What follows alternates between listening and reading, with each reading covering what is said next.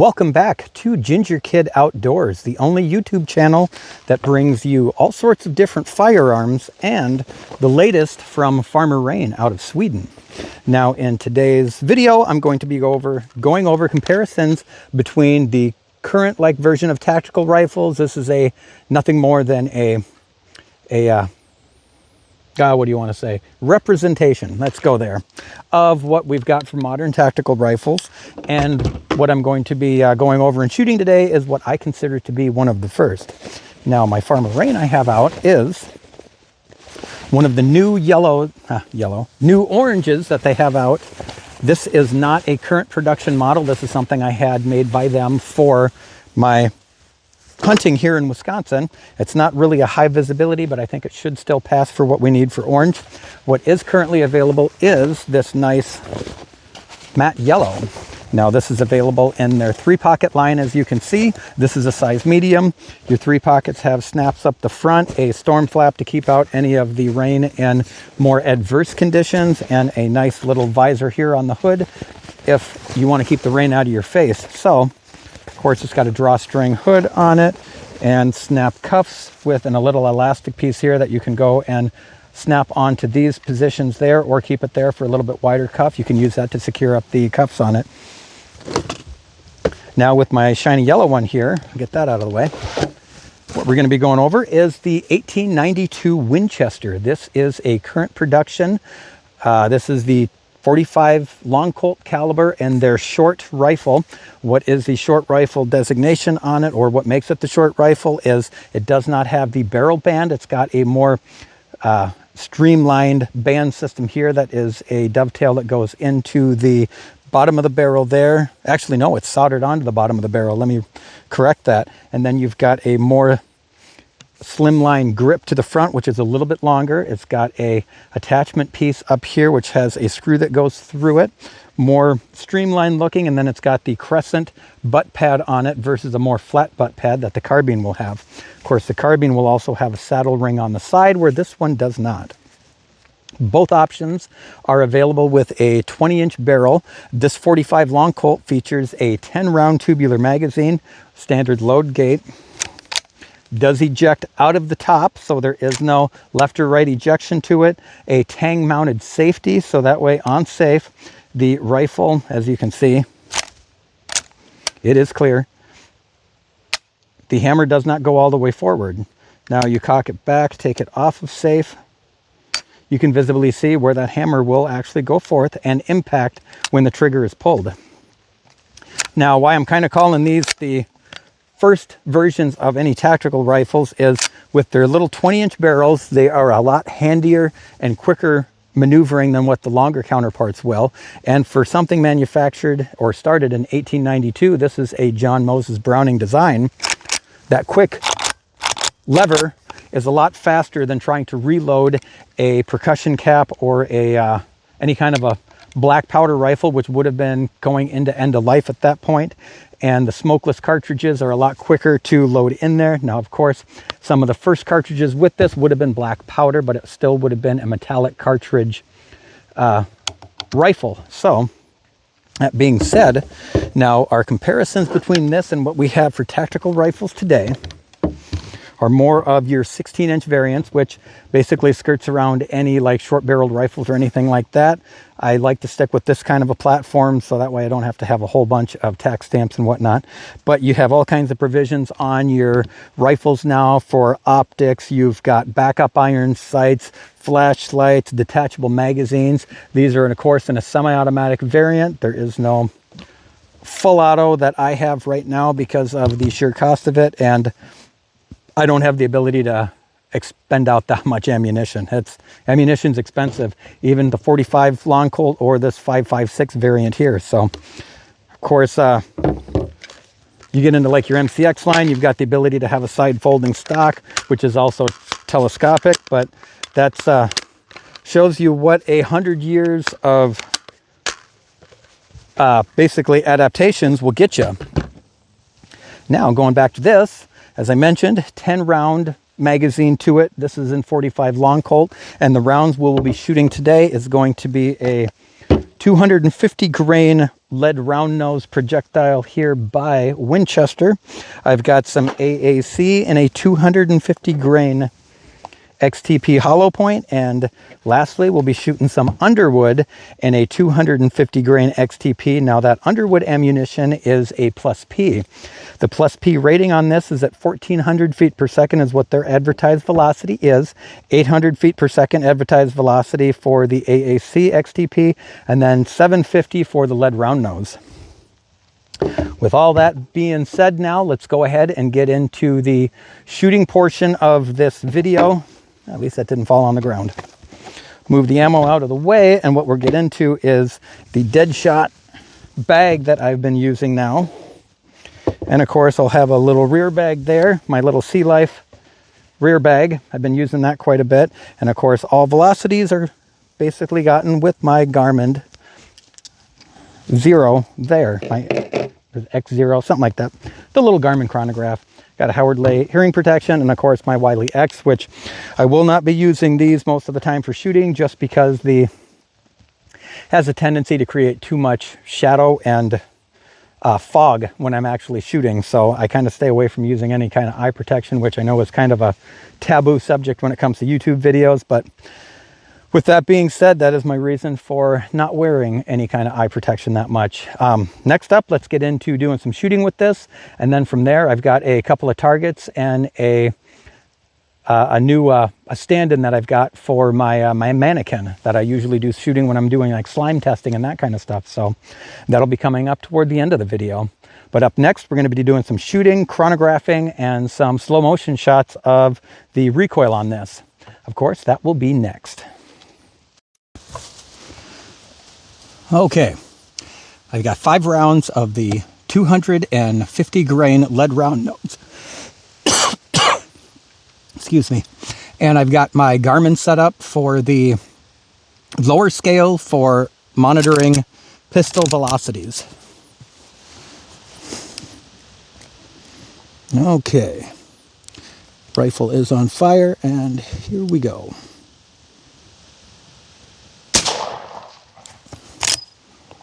As you can see, straight up ejection.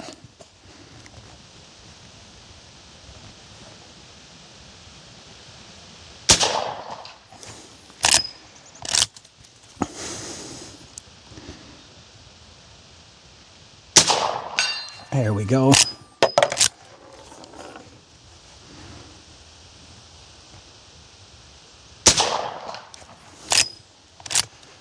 I am shooting at 100 yards.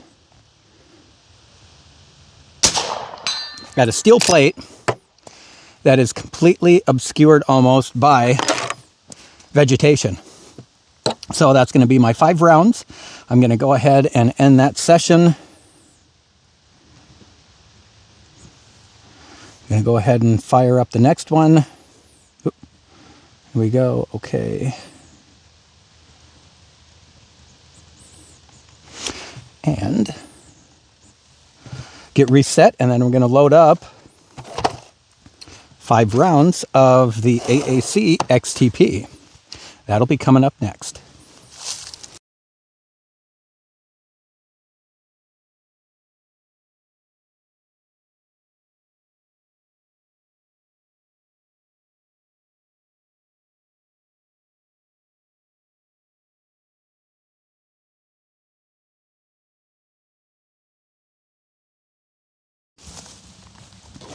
Okay, I got my 5 rounds, and to load them, I don't know if anybody's probably gone this in depth yet.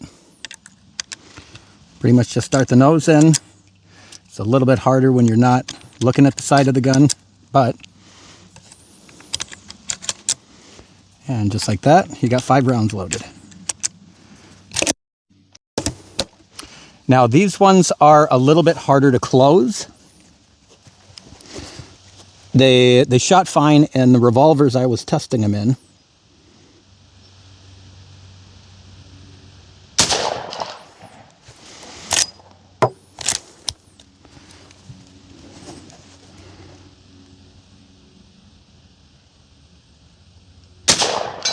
There we go.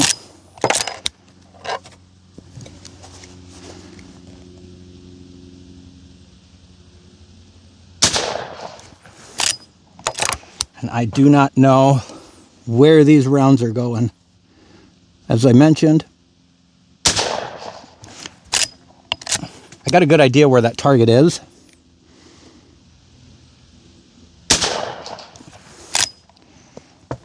And that's my 5 rounds. Go ahead and end that session.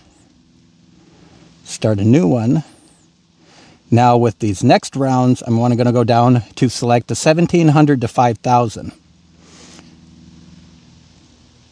And still keep my 250 grain bullet weight, because we're going to be loading up 5 rounds of the Punishers, or I should say the Underwood 250 grain plus P rounds.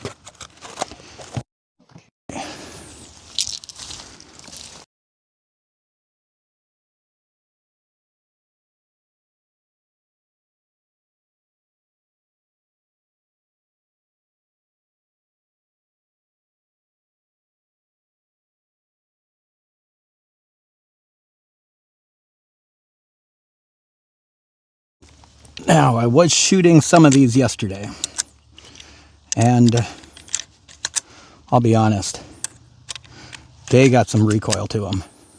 But you are looking at a projectile in a 250 grain round, which actually meets or exceeds what I believe a 240 grain round does in the 44 Magnum. So people always complain about the 45 long Colt being like super anemic and underpowered.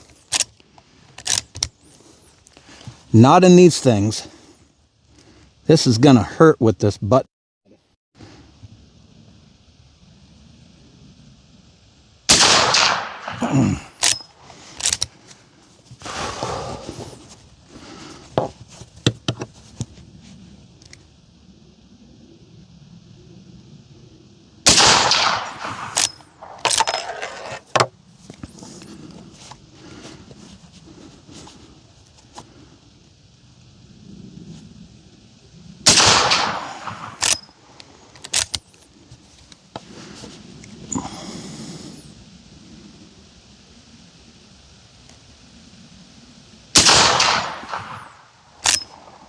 Fifth round. I did not hit my steel target once. I do want to go down and actually shoot. As I mentioned, I do want to go down and actually shoot at my target down there to actually see on paper where these are impacting. I sighted the rifle in for 50 yards, and of course I'm shooting at 100. There is a drastic velocity difference between going from those lead round nose to the AAC to these, I should flip it around there, your plus P rounds. You will be able to see that up here. I'm going to have all 3 of them layered out with today. Today it's at around 60 degrees. Yesterday, most of the shooting I was doing at was about 50 degrees Fahrenheit. But still, it definitely...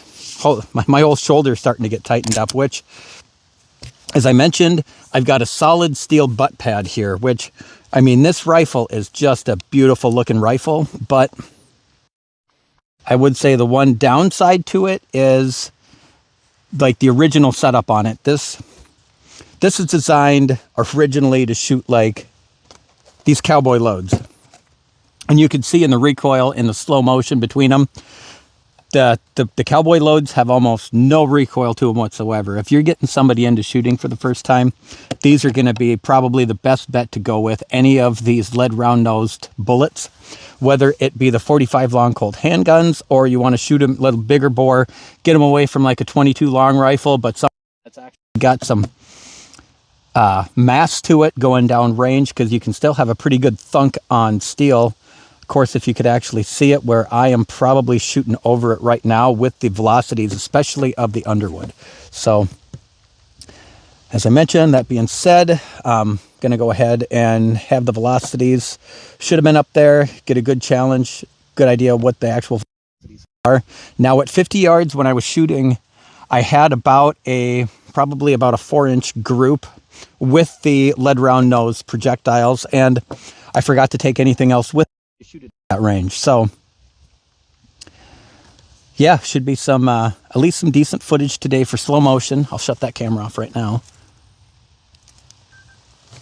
And some just regular. So I've got my hearing protection on, and I am not running the actual microphone aspect on these to be able to amplify my hearing, because I'm figuring if I do that, it's going to interfere and actually have like that high-pitched interference with the Insta360 microphone. So yeah, that being said, that's pretty much going to conclude the my testing for today with the velocities on these free cartridges. I will either be using my XTP and the AAC,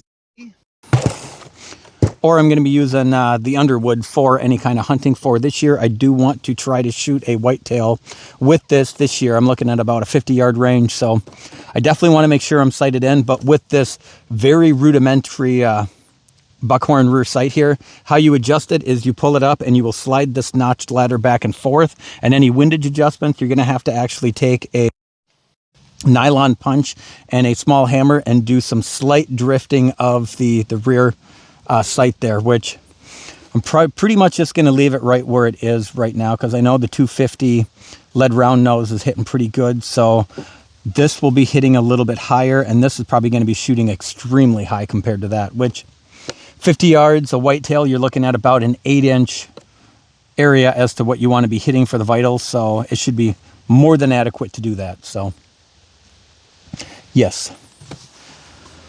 That being said, go ahead and set up for my last shooting. I've got a couple of cans out I want to shoot at around 20 yards with this, with both this round and that round standing. And I've got a doll I've got set up so I can actually set them on top of her and see what kind of expansion I have, since I don't have anything else to really put them on top of right now. So I guess we'll go and get that set up, and we'll be seeing that next in the video.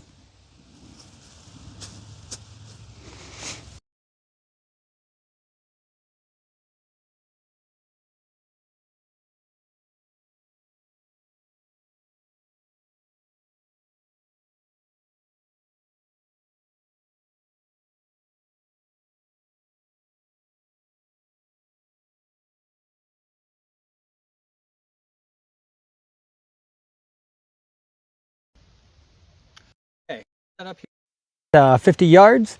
Downrange there is a blue steel target. Got 10 rounds loaded up in the 1892. Let's see how we do at 50 yards.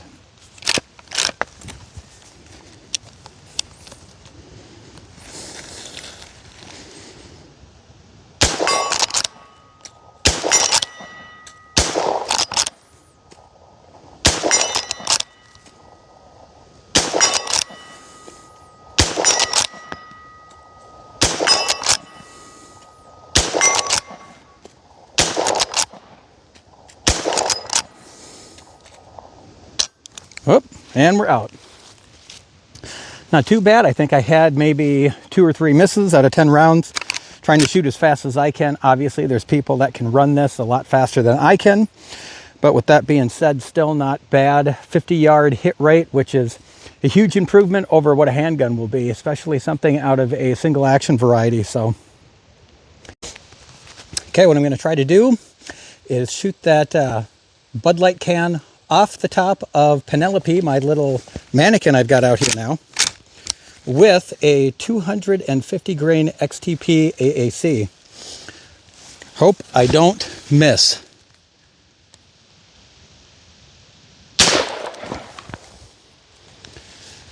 Perfect. Hopefully I wasn't in the way of that shot. Going to go ahead and get set up, and then we're going to try it with a 250 grain Underwood.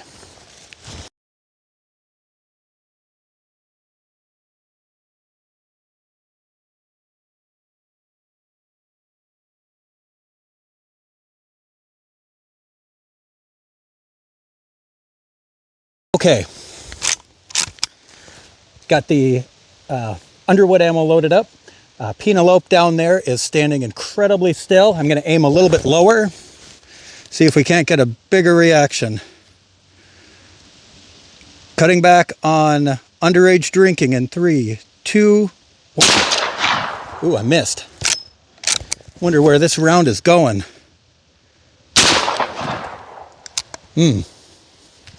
Something tells me I might have hit a little bit too low. Well, let's go down and see what we got.